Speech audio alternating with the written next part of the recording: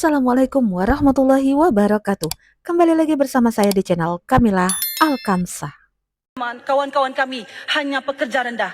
Ingat ini, sejahteranya Melaya hari ini kerana hasil bumi Sabah dan Sarawak. Tiada Sabah, tiada Sarawak, tiada Persekutuan Malaysia.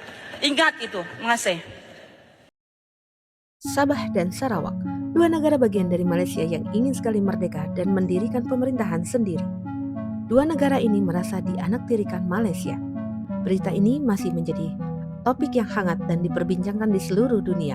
Dan ini bukan masalah kecil bagi Malaysia, karena Malaysia akan kehilangan sebagian dari wilayah negaranya. Dan masih ingatkan sahabat Kamila, Pulau Sipadan dan Ligitan merupakan dua kepulauan Indonesia yang diakui dan diklaim oleh Malaysia, dan kasus Ambalat yang sedang memanas sampai saat ini. Malaysia bersikeras ingin merebut wilayah Indonesia dan Ambalat dari Indonesia.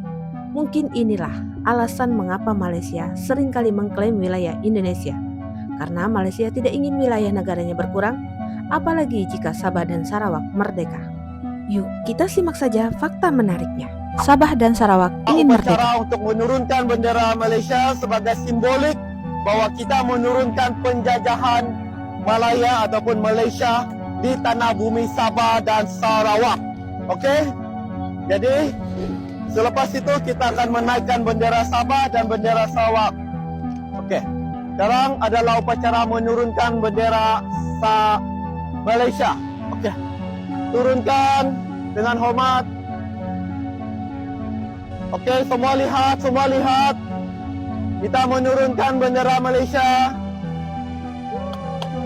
Woo! Saya Syarif Budin, aktivis bebas orang asal Sabah. Adil Katalino, Pak Curamin Kasaruga, Pak Sigit Kacumata. Harus! Saya, Peter John Jaban, pengasas draft Rakyat Rights Action Force Borneo, ingin mengucapkan selamat Hari Kemerdekaan untuk Sabah. Merdeka, merdeka, merdeka! Merdeka! Saya, Bobby Anak William, Presiden Parti Bangsa Dayak Sarawak, mengucapkan selamat Hari Merdeka kepada rakyat Sabah.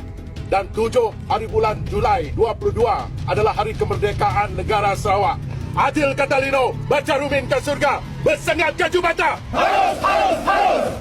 Sabah dan Sarawak sudah lama ingin sekali melepaskan diri dari Malaysia dan mendirikan pemerintahan sendiri, terutama Sarawak yang sangat mencolok secara de facto. Sarawak pernah merdeka pada tanggal 22 Juli 1963. Bahkan setiap tanggal 22 Juli mereka merayakannya sebagai hari kemerdekaan. Dan sejak tahun 2012, setiap tanggal 22 Juli juga dijadikannya sebagai libur nasional. Negeri Sabah dan Sarawak merasakan ketidakadilan Malaysia terhadap suku asli Sabah dan Sarawak, yakni suku Kadazan Dusun dan suku Iban. Malaysia lebih mensuperiorkan suku Melayu. Padahal faktanya, Sarawak merupakan pemasok devisa terbesar di negara Malaysia dari sektor pertanian kelapa sawit. Namun, pada September 1963, Sarawak resmi menjadi wilayah kekuasaan Malaysia bersamaan dengan Sabah. Tetapi, seiring waktu, karena banyak ketidakadilan, ketimpangan sosial dan ekonomi, membuat penduduk Sarawak, bahkan Sabah, bangkit lagi dan ingin merebut kemerdekaan mereka secara penuh. Dan hal ini memuncak pada tahun 2024. Ramai diberitakan di sebuah gerakan kemerdekaan Sabah dan Sarawak yang menyuarakan kemerdekaan mereka dari Malaysia dan viral sampai ke penjuru dunia. Aspirasi tuntutan Sabah dan Sarawak ini ditolak oleh Malaysia. Malaysia tetap tidak ingin melepaskan Sabah dan Sarawak merdeka dan menjadi negara yang terpisah. Banyak alasan mengapa Malaysia mempertahankan Sabah dan Sarawak. Ialah karena kedua negara bagian ini sangatlah kaya dengan bentang alam yang sangat luas dan sangat subur, sehingga menghasilkan minyak kelapa sawit yang melimpah. Selain itu juga, Sabah dan Sarawak kaya akan hasil lautnya, baik dari hasil tambang minyak bumi maupun perikanan dan biota laut lainnya.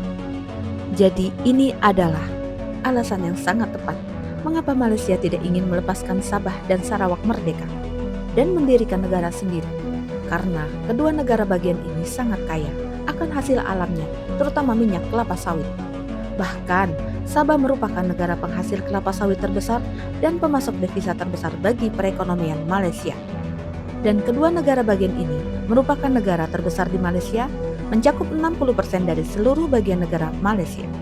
Nah, inilah alasan mengapa Malaysia menolak Sabah dan Sarawak melepaskan diri dari Malaysia.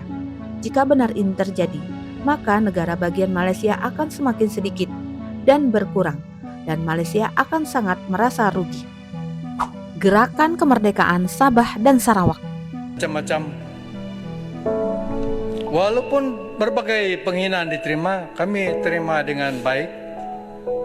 Kami tahu kelemahan kami, kekurangan kami selama ini di dalam negara ini. Iya benar sih, setiap negara pasti memiliki kekurangan dan kelebihan. Kalaulah sekiranya semua hasil minyak kami yang peroleh, minyak kami boleh dapat lebih daripada 60 bilion setahun. Daripada Banyak ya sahabat 300 kami lah, 400 ternyata barrel Sabah minyak dalam memang negeri yang dalam satu kaya. hari, kita akan punya uang berbilion-bilion untuk negeri Sabah. Tapi kenapa kita mundur? Karena hasil kita diangkut ke tempat lain. Jadi sebab itu bersikap adil lah kepada negeri Sabah. Negara mana yang tidak marah jika diperlakukan secara tidak adil? Para rakyat negeri Sabah. Ya sebab itu kita minta supaya pertimbangan yang lebih adil kepada Sabah dan Sarawak. Supaya kami juga dapat berdiri sama tinggi, duduk sama rendah dengan rakan-rakan di Semenanjung. Maka dari itulah Indonesia sangat menjunjung tinggi nilai-nilai Pancasila. Saya sudah katakan perkara ini daripada 2018 dan saya minta supaya kerajaan persekutuan, siapapun parti, siapapun pemimpin harus tunaikan apa yang telah dipersetujui.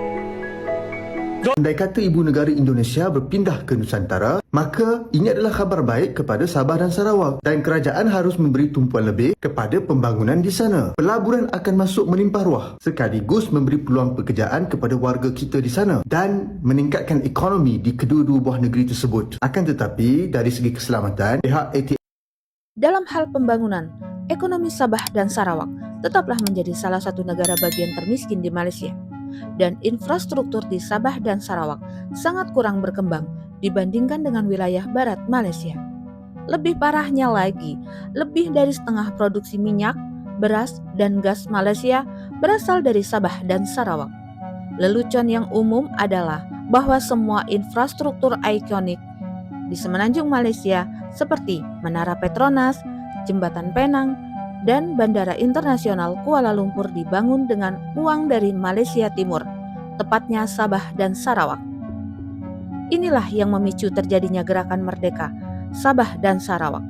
Masyarakat Sabah dan Sarawak merasa dianaktirikan oleh negaranya sendiri, yaitu Malaysia.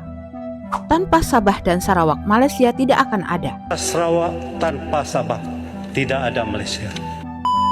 Saya minta kepada kerajaan supaya masukkan gawai Dayak sebagai cuti kebangsaan. Begitu juga saya minta supaya pesta keamatan Sabah juga dimasukkan sebagai cuti kebangsaan. Akibat ketidakseimbangan dari segi pembangunan dan ekonomi, maka ribuan anak muda Sabah merantau ke tanah Melayu untuk mencari rezeki. Walhal kalau Malaysia Agreement ditunaikan, tidakkah kami ini susah-susah merantau? Seperti kes yang tular baru-baru ini, seorang anak perantau Sabah asal Tawau yang mencari rezeki di Kasari hanya kerana dia seleng Sabah. Kena fikir orang luar. Perkara yang paling menyakitkan hati orang Sabah bila dia kena tanya, kenapa bahasa kau lain? Kau tahu rasa dia macam mana? Macam kau orang asing, Pak. 60 tahun sudah Malaysia ini lahir kerana penyertaan Sabah. Apa? Sabah ini tidak dikirafkah?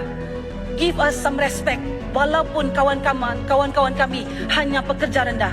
Ingat ini, sejahteranya Melaya hari ini kerana hasil bumi Sabah dan Sarawak. Tiada Sabah, tiada Sarawak, tiada Persekutuan Malaysia. Ingat itu. Terima kasih. Malaysia klaim wilayah Indonesia. Melihat gerakan kemerdekaan Sabah dan Sarawak viral di media sosial, Malaysia mulai mengklaim wilayah Indonesia. Salah satunya adalah Pulau Sipadan dan Ligitan milik Indonesia pada tahun 1969 dengan sengketa yang panjang. Hal inilah yang membuat hubungan antara Indonesia-Malaysia menjadi dingin. Tetapi tidak sampai di sini saja. Masalah klaim Blok Ambalat. Indonesia menegaskan bahwa klaim Malaysia terhadap Blok Ambalat bertentangan dengan isi Konvensi Hukum Laut pada tahun 1982, di mana Malaysia hanya bernegara pantai biasa, hanya bisa menggunakan garis pangkal biasa untuk menentukan batas wilayah negara mereka. Sedangkan Indonesia merupakan negara kepulauan berdaulat atas laut yang ditetapkan oleh garis lurus yang menghubungkan titik terluar pulau. Malaysia gagal mengklaim dan Blok Ambalat tetap menjadi milik Indonesia. Sahabat Kamilah, inilah 5 fakta menarik di balik masalah gerakan merdeka Sabah dan Sarawak atas Malaysia. Bagaimana tanggapan Anda? Silakan tulis di kolom komentar. Sekian dan terima kasih. Assalamualaikum warahmatullahi wabarakatuh. Jangan lupa bantu like, comment, and subscribe.